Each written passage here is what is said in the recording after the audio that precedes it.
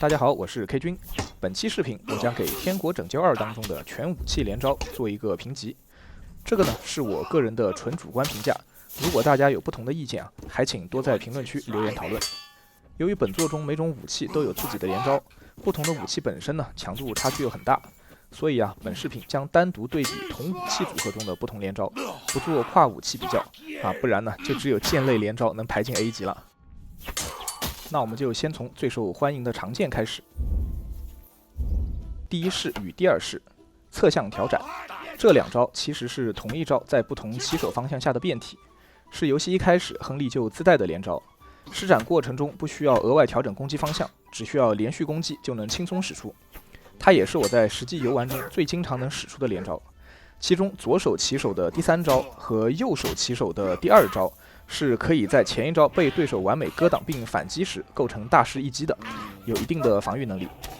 但是呢，它最后的命中部位是敌人的腹部，这对穿着重甲的敌人效果比较差，不如其他直击面门的连招效果好。所以呢，最终我给它的评级为 B 级，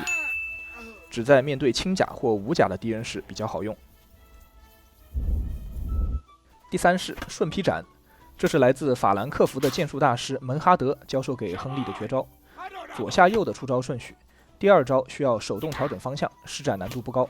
最后一招直击头部，不过不能突破开面盔的防护，伤害呢就比较低。在1对多的时候，不能快速让敌人减员。不过他真正强大的地方在于即使他施展不成功，中间某一招被敌人完美格挡了，他的下一招出招方向也刚好和敌人的反击方向相反，让你后续的攻击依然能构成大失反。并且他的第2招是突刺攻击，速度非常之快，即使第1招被敌人闪避，第2招继续命中的概率也很高。本游戏中连招施展的成功率本来就不高，所以呢，这种全方位能反制的技能是非常好用的。虽然伤害低但强在施展过程十分无脑，攻防一体，非常适合新手。A 级没有争议。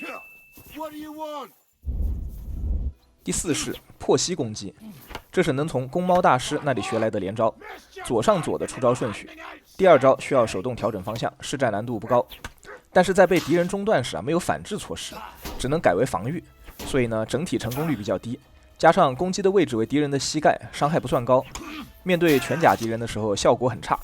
也没有额外给敌人减速什么的效果，所以呢基本不会去使用，我给它放在 C 级。第5式怒击，塞米队长格纳利教授给亨利的绝招，连续3次的右侧攻击，最后从左边突刺敌人面门，甚至能无视开面盔的头部防护，直接造成真实伤害，击伤效果是所有常见连招中最强的。第2和第3招都需要手动调整方向，施展难度高，成功率极低。第2、3招虽然本身的攻击方向不能形成大失反，但他们自然转去的左侧是可以在敌人反击时形成大失反的。所以呢，在面对攻速比较慢的重武器和长柄敌人时，可以有时间决定是否中途放弃连招，转进为大失反。如果你在前置中使用右侧成功命中敌人2次，这是会被计入连招的。此时不要打出前置的最后一击，等待准星恢复正常攻击的状态。此时你的架势呢是默认在右侧的，立刻进行2次攻击就能打出本连招。不过在经过长时间测试之后，我发现这种战术的成功率非常之低，尤其是在面对持剑敌人时，前置之后追加的攻击基本必定被大失反，根本不实用就更不用说1对多的场景了。所以呢，综合起来我感觉略逊于顺劈斩，最后评价为 B 级。我们来到第6式短击，冯波尔高的私人护卫黑巴托什教授的连招，上上左的出招顺序，第2招需要手动调整，施展难度不高，最后一招直击头部，造成突刺伤害。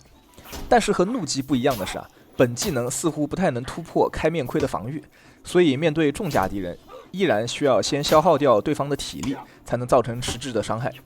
实战中的成功率还不错，不过在被敌人中断时一样没有反制手段，需要回到防守。最后综合下来呢，我给他的评级为 B 级，是偶尔可以用一用的连招。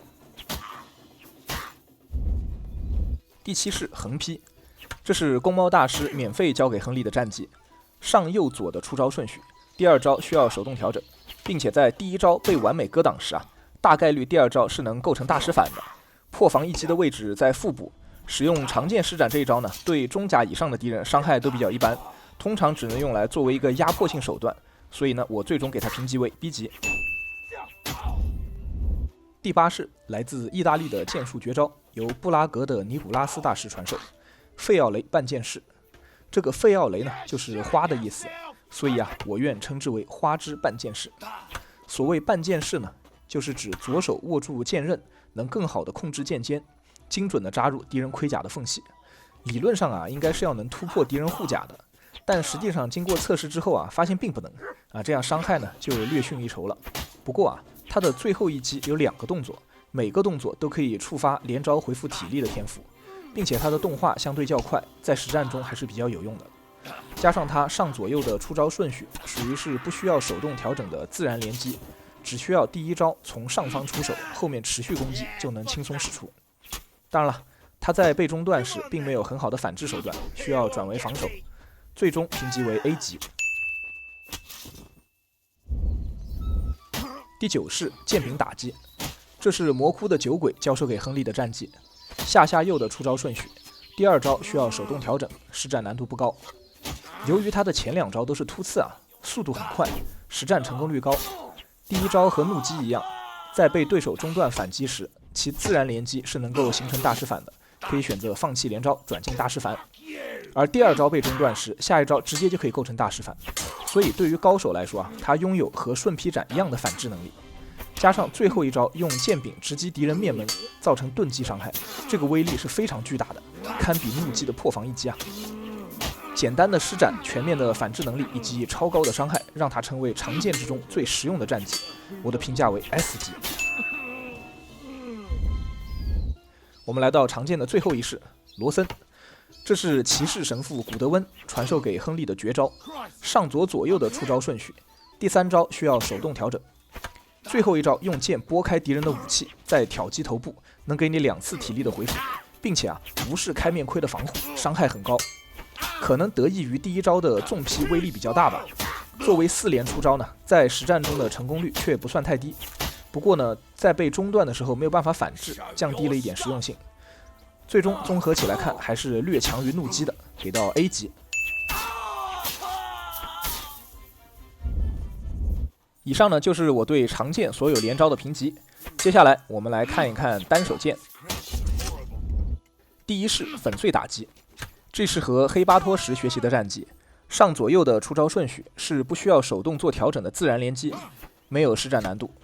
然后呢，它的最后一招和常见的剑柄打击一样，使用剑柄底部的配重球击打敌人脸部，造成钝击伤害，能够完全忽略开面盔的头部防护，并且呢，因为是钝击，即使面对全覆盖头盔的敌人呢，也能打出非常可观的伤害。这招唯一的缺点就是在被敌人完美格挡时没有反制手段，只能进行防御。但因为单手剑的攻速比较快，且可以配合剑系天赋，加强佯攻与连招的命中率，基本呢可以抹平这个缺陷。所以我认为它是单手剑的最强连招 ，S 级没有争议。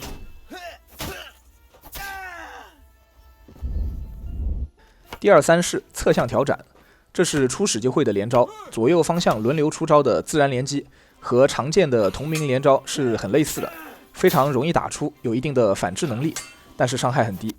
可能用来无脑压制敌人还有点用，但整体来说并不算优秀。我给它的评价呢为 B 级。第4式横劈，这也是一个几乎全武器通用的连招，由公猫传授，上右左的出招顺序，第2招需要手动调整方向，还算比较容易打出的。在他第1招被格挡反击时呢，第2招是能构成大师反的，有一定的反制能力。最后一招打在腹部，面对中甲以上敌人就基本造不成什么伤害了，不如侧向调斩呢。我给他的最终评价为 C 级。第5式高位横劈，这也是塞米队长格纳利传授的战技，下右右左的出招顺序。第3招呢需要手动调整方向，出招比较长，实战中的成功率比较低。但其第2招和第4招都可以在被敌人反击时构成大师一击，以突刺为起手呢也比较迅速，算是弥补了一定的不足。最后一招攻击敌人颈部，无法突破锁子甲，但是一般情况下这一招被使出来的时候，敌人已经没什么体力了，所以实际打出的伤害还不错。综合下来呢，我觉得可以给他一个 B 级，在单挑的时候可以尝试使用一下。第6式逆刃斩击，这是落寞贵族齐姆伯格的花骨朵传授给亨利的单手剑绝学。下上左的出招顺序，第2招需要手动调整，实战难度不高。虽然没有中断反制的能力，但因为是突刺起手，所以实战中的成功率还不错。最后一招使用剑尖对敌人头部进行连续2次斩击，非常华丽，无法突破开面盔的防护，但是因为是2段伤害，点上连击增伤的天赋，能有效提升杀伤。加上游戏更新之后，所有的多段连招伤害都得到提升。最后呢，我能给它评为 A 级。第7式剑刃重击，这是魔窟的酒鬼教给亨利的绝招，需要空着的左手来抓住敌人，所以迟钝时呢就没有办法使用。左右下右的出招顺序，第3招需要手动调整方向。作为一个4连招啊，施展难度相对较高，整个连招中也没有能够反制中断的招式，所以实战中的成功率不太行。最后一招呢，使用剑顶住敌人的武器，同时使用左手抓住对方的主手，进而逼近，使用自己的剑刃割对方的咽喉。这对于无甲敌人的伤害很高，但是对于穿了链甲以上的敌人来说呢，基本造不成什么伤害，所以呢，我最终给他的评级为 C 级，不怎么实用。接下来第8式上步栖身，这个连招也是齐姆伯格的花骨朵传授的，不过呢，游戏里的翻译并不统一啊。在学习这一招的时候，界面上被翻译成冲刺晋级，但在连招列表中却被称作上步栖身啊。我这里呢就采取列表当中上步栖身的名称。这一连招啊会需要使用左手拉扯敌人，所以呢迟钝的时候是不能施展的。上左的出招顺序，第2招呢需要手动调整，施展难度不高，施展成功率也比较不错。最后一招呢非常有意思啊，架住敌人武器后，用左臂拉扯住敌人，再用右手的剑柄砸向敌人面门，能无视开面盔的头部防护，但本身伤害没有粉碎打击那么高啊，加上整个动画流程比较长，华丽是华丽，但在面对多名敌人时就陷入包围了。最后呢也只能勉强给他一个 A 级，在单挑的时候使用一下还是很强力的。第9式破膝攻击，这是和常见一样的针对敌人膝盖进行打击的连招，由公猫大师传授。左上左的出招顺序，第2招需要手动调整，实战难度不高，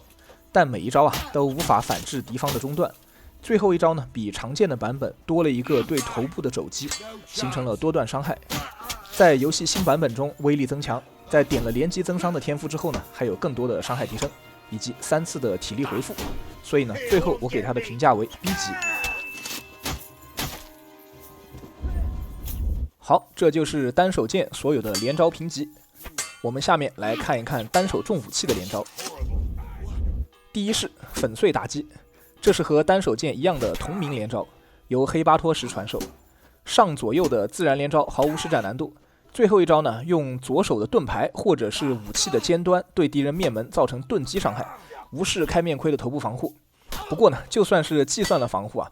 按照重武器这种超高的钝击伤害，也能让这一招横着走，毫无疑问的 S 级，是我使用战锤时最爱使用的连招。接下来第2、3式也是侧向调斩，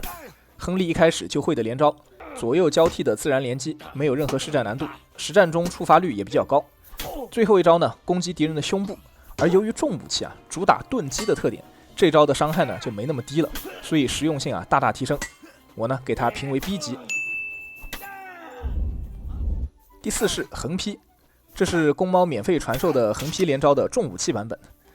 上右左的出招顺序，第2招需要手动调整，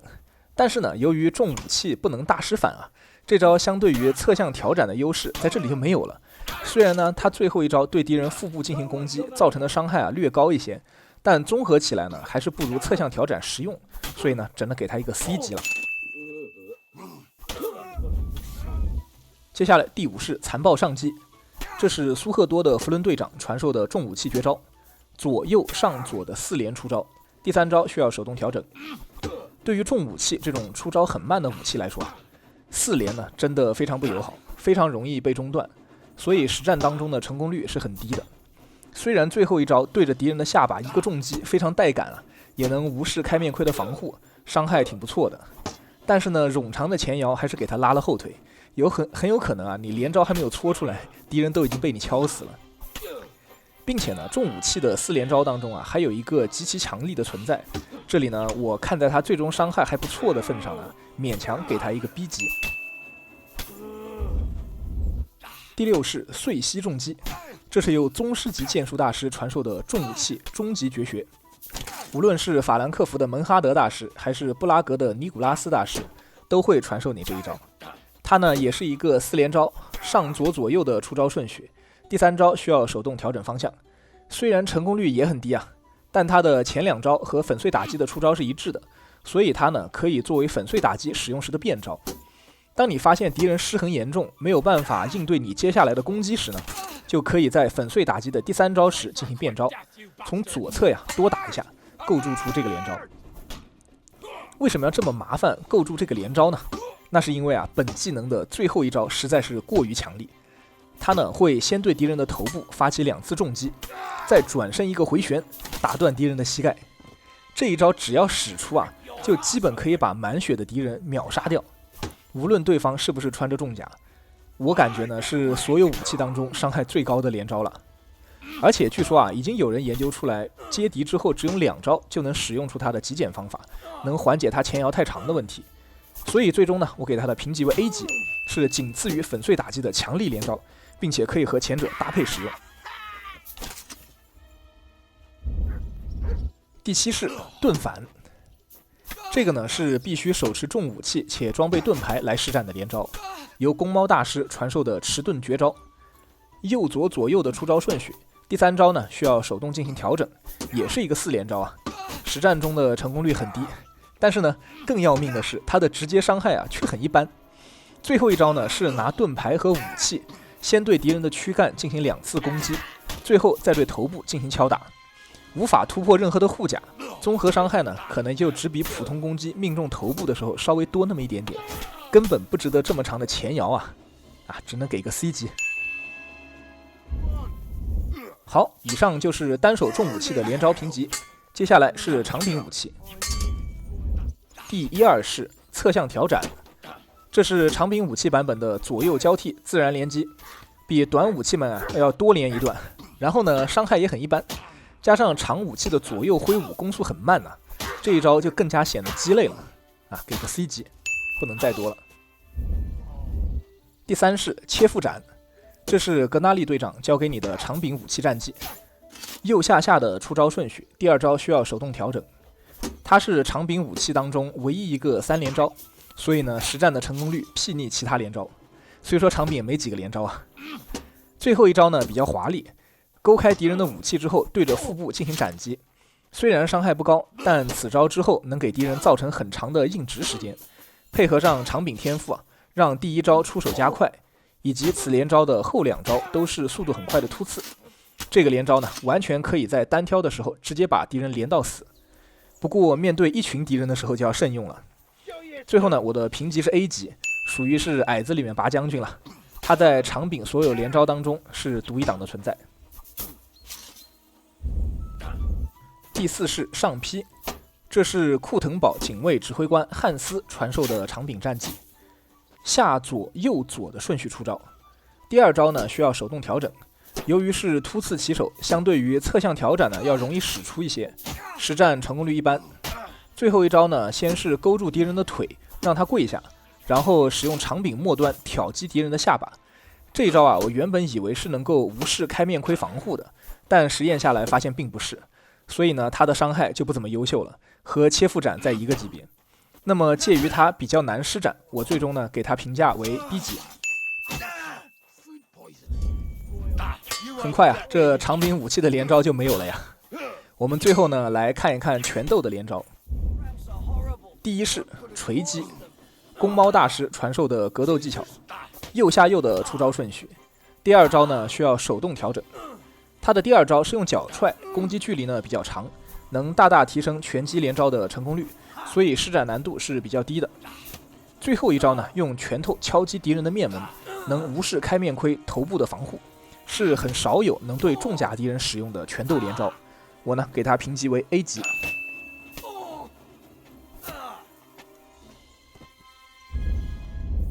我们来到拳斗第2式，波西米亚反手式，黑巴托什传授的徒手战技。左下右的出招顺序，第2招需要手动调整。它和锤击只差一个起手式，也很容易施展。不过呢，因为它的最后一招是个反手摆拳，虽然呢也打击头部，但是没有办法无视头盔的防护，所以伤害呢就比锤击低了很多，只能给一个 B 级的评价。第3式上钩肘击，Trotsky 城堡旁隐居的草药师传授。左右的出招顺序，第2招需要手动调整。虽然招式本身很简单但是因为左右攻击的距离实在太短了，很容易连不上，实战当中的成功率呢就比较低。加上最后一招打中后的伤害不够理想最后呢只能把它放在 C 级。接下来第4式剪刀式，落寞贵族花骨朵传授的拳斗绝招，需要下左右左的4连招，第2招需要手动调整方向。它呢以脚踹起始，第2招的左直拳距离太短很容易打不中对方。最后一击呢用左拳攻击敌方的下巴，竟然呢无法突破开面盔的防护，让这么复杂的连招成为了一个笑话呀！只能说呢，花骨朵你们家没落不是没有原因的，整天练这种花里胡哨没啥用的拳法。C 级没有什么悬念。第5式左勾拳，朴实无华的一记左勾拳，由库腾堡警卫指挥官汉斯传授。左右左的自然连击，很可惜没有对应的右勾拳。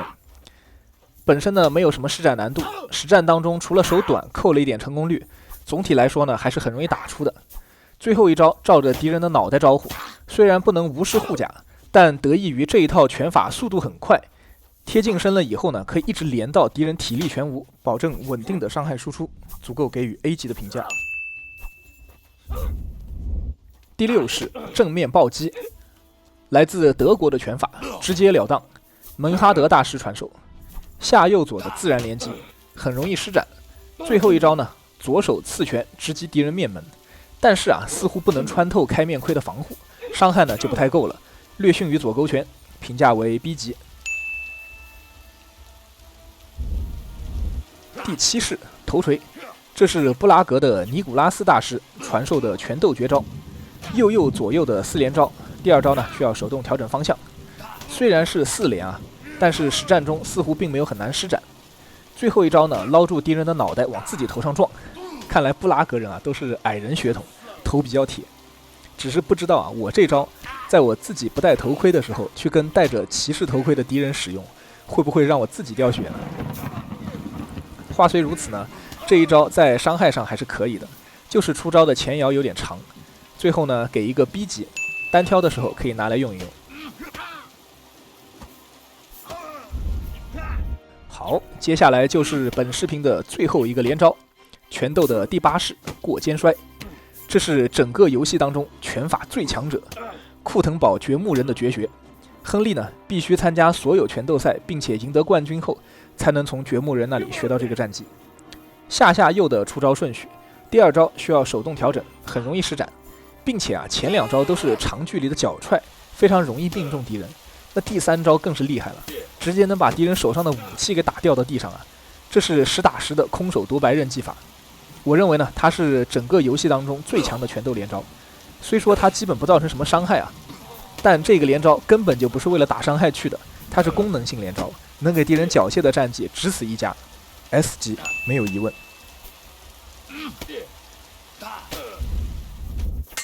好，这就是我对《天国拯救2》全武器连招的评级，和大家心目中的评价是否吻合呢？欢迎在评论区和弹幕上打出你的想法。如果你喜欢这个视频，或者觉得对你有所帮助，